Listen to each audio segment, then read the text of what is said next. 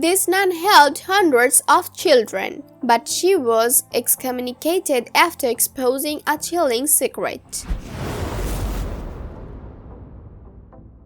A nun is a member of a religious community of women, typically living under vows of poverty, chastity, and obedience. In the enclosure of monastery, communities of nuns exist in numerous religious traditions, including Buddhism, Christianity, Hinduism, Jainism, and Taoism. Mary MacKillop is a nun. She has devoted as long as she can remember to the Catholic Church. However, it's everything coming smashing down. Bishop Laurence Bonaventure Sheil, who helps the church's Adelaide operations, excommunicated the nun from the house of worship in 1871. What's more, for a considerable length of time, nobody recognized what MacKillop did to inspire such rage from him. Such a dismissal came as a shock, especially considering how much MacKillop had done for the church and the community. After becoming a nun at 24, she opened a school in South Australia, through which she would teach underprivileged children. From that point, she and the nuns in her estimate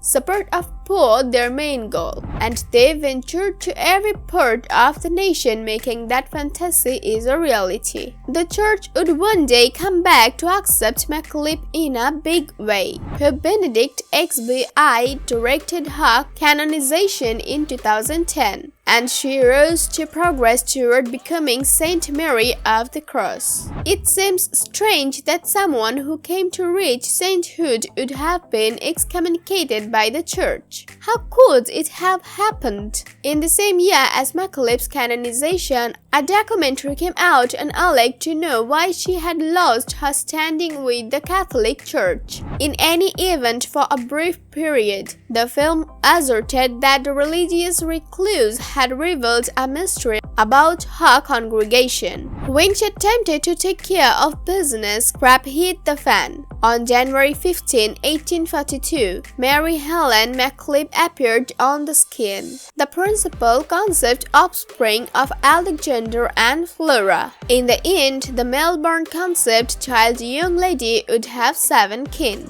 And although her parents had moved to Australia from Scotland to great initial success, MacKillop would grow up in poverty. As a consequence, MacKillop started working early on to help her family. At 14, she got a job as a clerk in a Melbourne stationery shop. Then her aunt and uncle Alexander and Margaret Cameron offered this niche a position as governess. She would teach their children at their home in Penola, South Australia. MacKillop accepted the job and made it her own, and it became the first in a long line of charitable positions that the young woman would hold. As a tutor, she showed her cousins, yet she additionally tried to incorporate into her exercise other youngsters living on the Cameron family's domain. After 2 years on the Cameron home, MacKillop acknowledged another situation in 1862. This time, she would educate at a school in Portland, Victoria. In any case, that gig didn't keep going for long. In 1864, MacKillop set out without anyone else to open a young ladies' all-inclusive school, which she called the Bayview House Seminary for Young Ladies. The establishment suffers today under another name, Bayview College. But MacKillop always felt a call from a higher power to dedicate her life to the church. Indeed, her own father had once studied to become a priest in Rome, so he educated her throughout the years. At first, MacKillop thought she would have to trek to Europe to carve out the Catholicism-centric life she wanted, but then she found a priest with similar ideas closer to home. MacKillop had met Father Julian Tenzon Woods while working as a governess at her aunt and uncle's estate. Woods had long worried about the state of education in South Australia, so he decided to do something about it in 1866. He invited MacKillop, along with her sisters Annie and Lexie, to help him open a Catholic school in Penola. When she had acknowledged the activity, MacKillop turned into the school's chief of instruction just as its prime supporter. She and the rest of the school's staff gave lessons from a stable, albeit one that had been renovated by MacKillop's brother. Soon their cohort grew to include more than 50 children.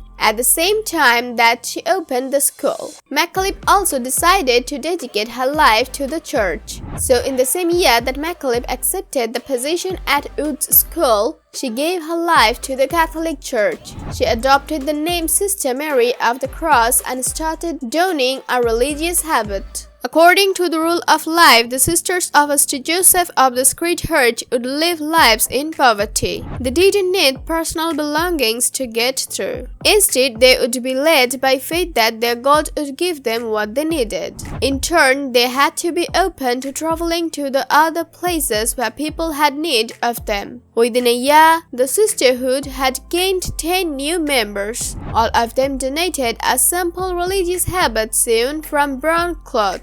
Their signature wardrobe, combined with the homage of St. Joseph in the organization's name, earned the women their colloquial nickname. People called them the Brown Joys. The Sisters of St. Joseph provided an indelible service to South Australia. They opened their first school in October of 1867, and 2 years later they had greatly expanded. More than 70 nuns worked at 21 different schools in Adelaide and beyond. In 1869, MacKillop and her Josephs trekked to Brisbane, Australia, to set up a new faction of the organization there. 2 years later, they established another outpost in Port Augusta in South Australia. Consequently, the congregation grew to include more nuns and schools too. By 1871, they had 130 women working at more than 40 different schools and organizations throughout the country. Bishop Sheil, who had asked the nun to start the new school, eventually departed diocese. He hadn't set up a leadership system while in charge, so this left his clergymen and women to disagree about who stood where. For one thing, people said that MacKillop had a problem with alcohol, but others knew that the nun donated such libations on doctors' orders. She had dysmenorrhea, or menstrual cramps, which caused so much pain that she would spend days in bed.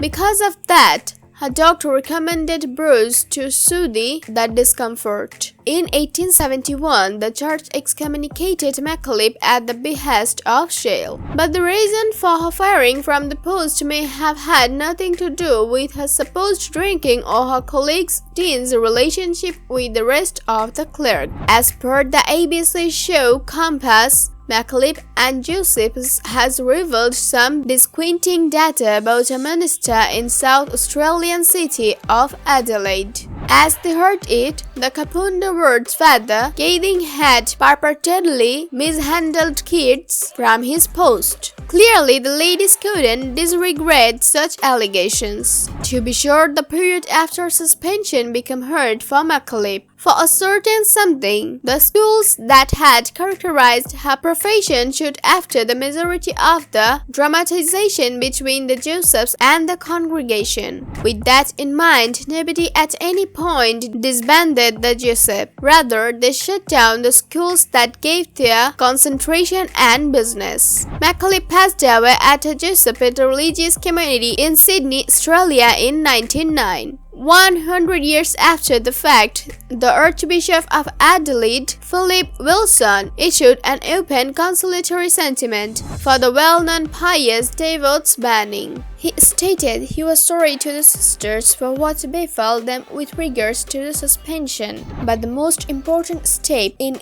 honoring MacKillop and solidifying her incredible legacy was her canonization. The proceedings began in 1926, but stalled during a decades-long investigations into the nun's writings. Once again, she passed the test in front of her and she became a saint in January of 1995. a title she more than earned in a life spent doing the right thing, no matter how hard it was sometimes. Mary MacKillop devoted her life to serve others. Though there was some controversy about her, but I would say she is still one of the greatest women to remember. Thank you for watching.